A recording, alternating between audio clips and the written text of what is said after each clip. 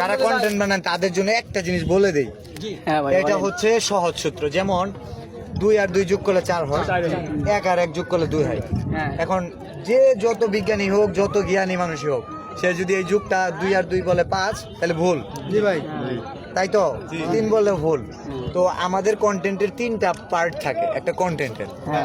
একটা হচ্ছে রেজুলেশন, একটা সাউন্ড কোয়ালিটি, আর একটা হচ্ছে কন্টেন্ট। দুইটা জিনিস টাকা দিয়ে কিনা যায়। টাকা হলে ভালো ফোন কেনা যায়, রেজুলেশন ঠিক। টাকা হলে মাইক্রোফোন কেনা যায় দামি, সাউন্ড কোয়ালিটি ঠিক। কিন্তু একটা জিনিস টাকা দিয়ে কিনা যায় না,